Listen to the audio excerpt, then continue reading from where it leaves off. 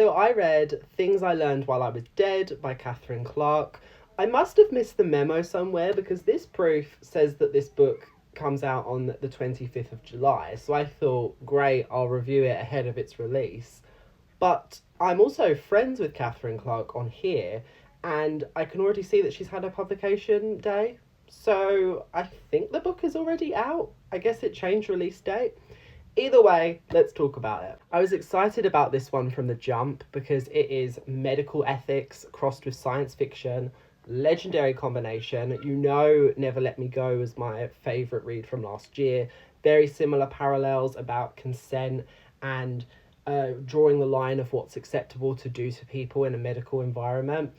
Very similar in that regard. This book, however, very breezy. If you are behind on your TBR and you need to catch up, might I suggest this? I think I read it in 2 sittings, and like it's not a short book, I would say, but short chapters, love. What is it about a longer book with shorter chapters that you just got through it so quickly? Love. Our two main sisters, Calico and Asha.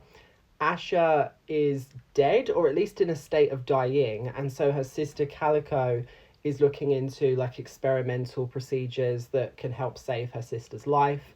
And so the doctor, Dr. Fates, he brings up the concept of cryogenic freezing and how both of them can be preserved for years and years into the future while they try and find a cure to save Asha. And so Calico, in a very heartwarming act of sisterly affection, says, yes, we'll both be put away. Well, the thing is, this is where the medical ethics line sort of gets blurred because the consent they're given is not fully informed consent, which always a red flag.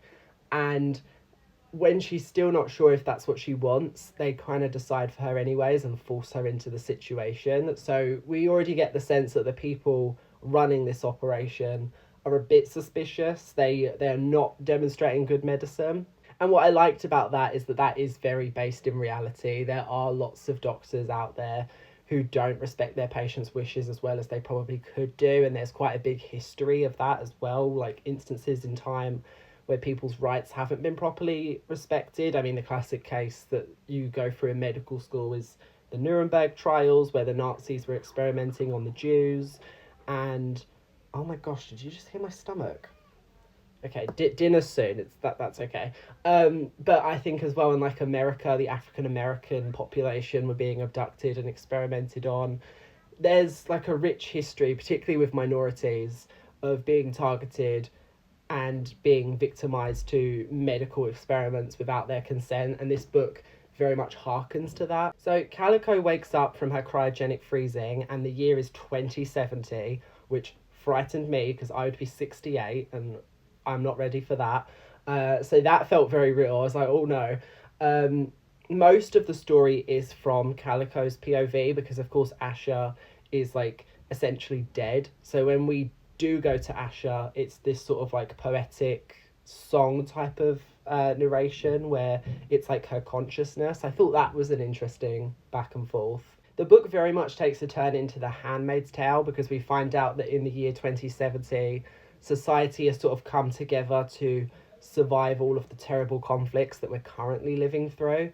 But that also has led to a fertility crisis where most of the population's women can't have babies. And so Calico, who finds out that she can still menstruate, she's quite worried because she thinks like the government officials have their eye on her because she's like one of these rare coveted women that can procreate. So it felt very Handmaid's Tale, very prescient. I was a big fan of that. So do I recommend Things I Learned While I Was Dead? I can't get too much into the plot without spoiling things at this point, but I think this is a really good, like, breezy summer read, especially if you love young adult fiction and science fiction. There's enough to think about without it being too heavy. I could see some people being critical of it not being heavy enough, only because it is such a breezy reading experience. If you're someone who likes a book to really grab you, I could see how you could maybe dissociate from an experience like this, where it sort of just washes over you. But I didn't mind that. Most of the books I read are quite heavy, so this was like a much needed palate cleanser, where even though the subject material is quite serious, it was refreshing to see the tone have some levity to it. I don't know, I like that. So I would definitely say give it a go. Thank you to Fable YA for giving me this proof, and best of luck, Kathryn Clark, with the publication day. I hope people are taking this book and giving it its flowers, because I had a good time with it.